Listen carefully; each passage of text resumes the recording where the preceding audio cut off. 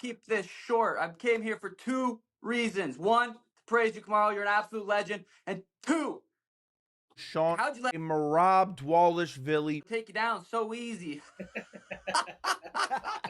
Oh, what the fuck is up? It's Horse Beef here, and today I'm talking about the real problem that the UFC currently has and why it isn't quote-unquote boring wrestlers. Now, I've been seeing a whole lot of discussion going around. I mean, not necessarily discussion, because it seems like MMA fans, at least a lot of this MMA fan base, are incapable of having discussions. Instead, everyone just wants to be right in every scenario without actually listening to learn, rather listening to respond. That genuinely is the majority of the MMA fan base. But I would like to address that, man, because all of these reactions to Merab being champion, apocalyptic language, like, oh my god, this is going to ruin the UFC, as if we haven't had boring fighters as champions before. I mean, why are we so critical of Merab Dvalishvili being a quote-unquote boring wet blanket type of fighter when he puts on a blistering pace on his opponents, right? It's not his fault that Sean O'Malley couldn't keep up and wasn't able to get anything done on the feet when it was on the feet, and it was on the feet for a good portion of that fight. Not only that, but Sean wasn't able to get off his back, right? This is mixed martial arts, and I know that is the typical answer that people seem to hate, even though it's such a logic-based response, right? When you're watching the sport of MMA, why do you feel so entitled to be entertained, even though entertainment is such a subjective thing? Really, I mean, some people are genuinely entertained by fighters like Merab, myself included, and that doesn't mean that I'm calling myself a hardcore fan just because I enjoy wrestling, but I also know what I'm getting myself into, right? Would I prefer if every fight was a slugfest war like Daniel Zellhuber versus Esteban Ribovic? Absolutely, right? I think we can all agree with that, but you need to accept the reality that in this sport, fighters from the Caucasus who have been training their entire lives, who have trained in combat sambo in particular for their entire lives, we're always going to dominate this sport because combat sambo transitions or translates to MMA better than pretty much any martial art on its own, right? So these fighters like Merab, like Umar, like Habib, like Islam, of course they're always going to become champions, right? And the thing that confuses me a lot is, even though you guys hate Merab, it seems like, you know, in the next breath, you're talking about Umar, and it's okay because Umar will dethrone him anyway. But are we forgetting, man? Umar, yes, great fight against Corey Sandhagen, right? Sandhagen was able to keep the fight on the feet for a good portion of that fight. So it was more entertaining, and Umar was forced to show his stand-up, and it was entertaining. But we forgot that the fight right before that, he fought a newcomer to the UFC, making his debut, and Liam preyed on him for rounds 2 and 3. That's the champion that you want. I understand, yes, great performance, once again, against Sandhagen. But Merab has had great performances too, right? Fun, energetic performances. Like, just think about his fighting as Marlon Moraes. This guy weathered the craziest storm you've ever seen, comes back, and then pounds Marlon Moraes' face in. Great, entertaining fight. Yeah, of course, and you have ones like Aldo, and I guess to some extent the Peter Yan fight wasn't very entertaining. Unless you just really hate Peter Yan, right? In that case, you loved that fight. For me, it was the exact opposite. I hated it, not because of Merab necessarily, but because I just don't like to see my boy Peter Yan get shut down that easily, right? It was a terrible thing to witness. And after witnessing that performance, what made anyone think that Sean O'Malley had even a lick of a chance other than a puncher's chance in this one? I don't really understand it. It's almost like majority of the MMA fan base can't actually analyze fights and just use recency bias to justify their picks. Brag when they get the picks right, and then whine and complain when you get your picks wrong and your favorite fighter loses. Listen, would you prefer for Dana White to protect all of his favorite fighters, right? All of his big cash cows, give them these padded records and have them retire undefeated, right? And then what will you all say? You'll all say they're paper champs, this and that, they're ducking the competition, right? Everyone's been saying the same thing about Alex Pereira. Oh, he's ducking Ankalaev because you all believe that Ankalaev will be able to take him down and smother him on the ground, right? So you're okay with it in that case, but when it comes to Sean O'Malley being dethroned, rightfully so, you all have a problem with it, and all of a sudden, boring grapplers are the biggest issue. No. The biggest threat to the UFC, illegal streams and paper fans, man. All of you paper fans going around complaining, whining, just parroting the same bullshit that Dana White says after every press conference where one of his favorite fighters loses. And not to mention the TikTok kids with your TikTok brains who can't contribute anything to an argument or a conversation other than L take or W take. You know what I mean? Come on, at least think a little bit. If you're going to insert yourself into a conversation or try and discuss anything about anything, right? At least have a little bit of substance to what the fuck you're saying rather than L or W, man. We get it. We learned the alphabet a long time ago. And if we're talking about boring fighters, let's not just talk about grapplers, because strikers have been boring before. I would actually consider Leon Edwards to be a far more boring fighter than Merab, despite being a striker. And on top of that, a majority of Israel Adesanya's championship run was boring as shit. Would you say that this fight was even nearly as boring as Yoel Romero versus Israel Adesanya or Jared Cannonier versus Israel Adesanya? Would you really, with a straight face? Because I don't believe that anyone can actually make that claim.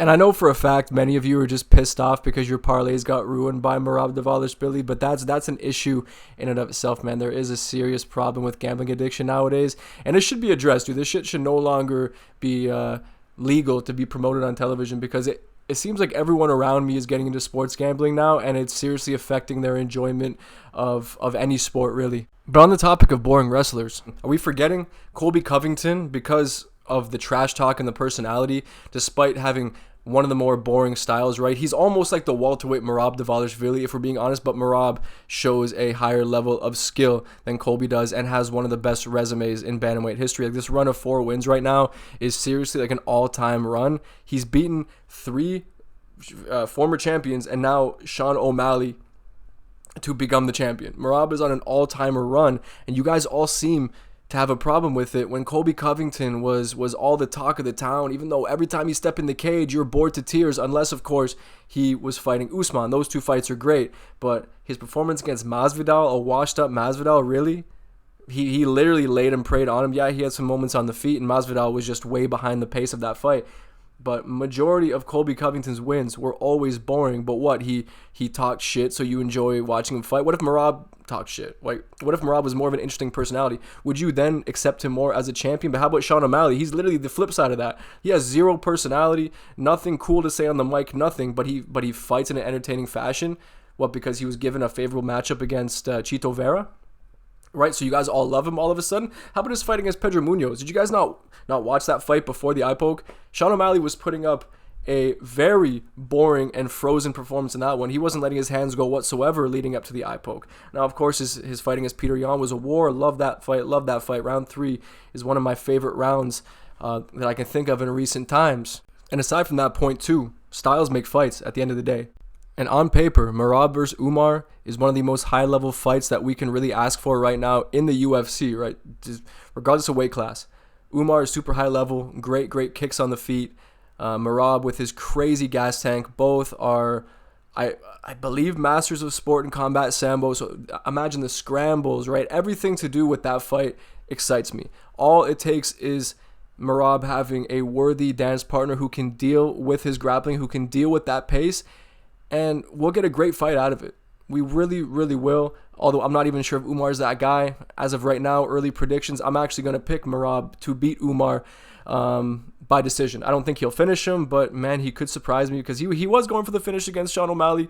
Although we saw, he does have an issue really getting his opponents out of there, but his cardio is just next level shit.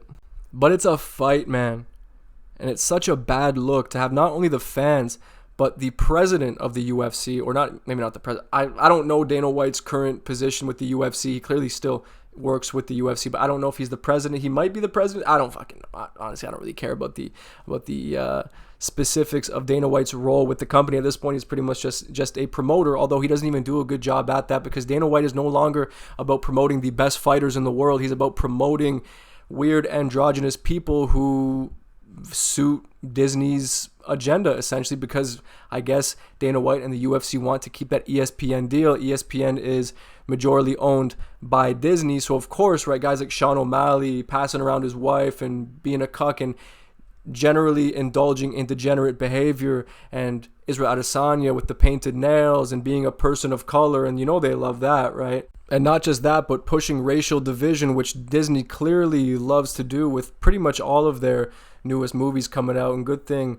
that the general public is waking up to that kind of shit and rejecting it as a whole, because it's just a load of crap. And it's so glaringly obvious when you see Israel Adesanya. What his last 5 fights, despite being dethroned twice now, as all of his fights recently have been for the belt. Right? He loses to Alex Pereira, comes back, gets the title shot, defends it against Strickland, loses the belt, and then instantly gets another title shot against Dricus du Plessis. I mean, the writing is on the wall, man. We can all see how this business is run at this point. You know, certain fighters will get the opportunities, and then on the flip side, you see a fighter like Robert Whittaker have to fight 3 top contenders before even getting another sniff at that title, before being arguably robbed by Israel Adesanya in the second fight. So it's very, very clear that the trajectory of certain fighters' careers are set out by the UFC, and if it deviates from that path, Dana White just can't handle it, and he starts this massive coping spree. What did you think of his performance? I think some people are saying he looked very flat early on. He looked like he sort of didn't deal with the pressure Sean was giving him very well. What did you think of Israel? Israel looked like he was in slow motion. He looked like he couldn't get off. He looked like he was really stiff tonight. He looked very slow. Do you think that could be, you know, we always talk about his activity, but maybe there's something to be said that he may be overtrained at this point and maybe needs some time off? Or do you think it's just, hey, sometimes you have a bad night? Only Israel knows what's going on. I'm very curious to see what he says at this press conference tonight. You know, there are a million things that could go wrong. Some days you wake up and it's just not there, man. You just don't, it's not there. He looked bone dry when he came out tonight, standing up really tall, looked very slow, looked like he couldn't get off at all. Even in the 5th round, when everybody knew he needed a knockout to win the fight, there was no sense of urgency to try to finish the fight. So I don't know if he's hurt, if he's, or he just, you know, tonight's that night. Yeah. Were you disappointed with Sean? You know, Sean had fire in that last little bit when he was throwing those body kicks, but you didn't seem to see that fire from Sean maybe throughout that you might have expected. I don't disagree with you. He looked flat. He didn't look sharp. He didn't look crisp and until the last round. He hurt him with that body shot. He knew he hurt him with the body shot, and he kept going in and trying to finish. But, yeah, I don't agree. I mean, I looked at the punch stats. There's like 6 in a couple of the rounds, so. Do you feel like, I don't know if you can put your finger on why he performed the way he did, but you know there was so many expectations on him, and this card was built and got so much hype, and then he is the star of the card. Do you think that might have impacted him in any way? I mean, you'd have to ask him that. I don't know the answer to that question, but I think that he's one of those kids that lives for moments like this. I mean, this is what he's all about. He's that guy. I think that I don't know if he just got in there tonight and felt flat.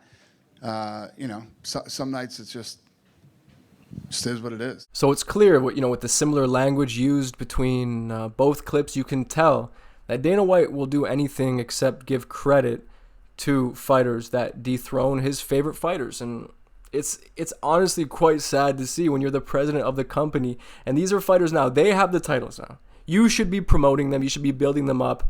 You should be encouraging Merab, Belal, right? Fighters like that to have personality, show personality, which they honestly do, man. Belal and Merab are both interesting personalities at the end of the day. So why not push them? Because we've seen it that even if someone has a quote-unquote boring style, with some kind of a personality, with some kind of promotion and push like that, even someone like Colby Covington can go from being on the verge of being cut from the UFC to being all of a sudden one of the bigger stars in the UFC, one of the bigger names that everyone wants to come out and see, right? So what have we lost here? What have we lost? And I have the answer for that one there. We've lost credibility and we've lost legitimacy in favor of money. And pretty much all of Dana White's biggest nightmares have come true in MMA, specifically the UFC, right? I can't talk about all of MMA because it seems to me like ONE FC is still keeping true to itself. But the UFC is becoming more and more like boxing every single day. And with the recent somewhat, I guess, announcement. I don't know if it's an announcement or if the quote is being taken out of context, but now we're being led to believe that Dana White wants to try his hand in boxing. So I think that's very telling. And yeah, I do think, yes, I agree, right? The UFC has a huge problem. I agree. But it sure as hell ain't wrestlers.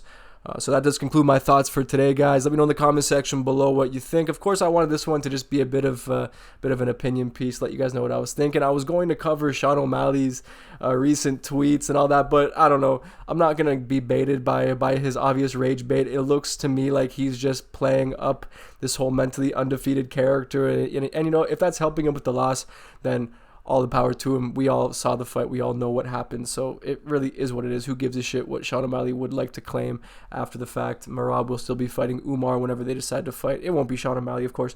But then again, guys, let me know in the comments, like I was saying, what you think of the video and any other future topics you'd like me to cover, and I'll try and get around to those as soon as possible, as I always say. But anyway, guys, thank you for watching, and I'll see you on the next one.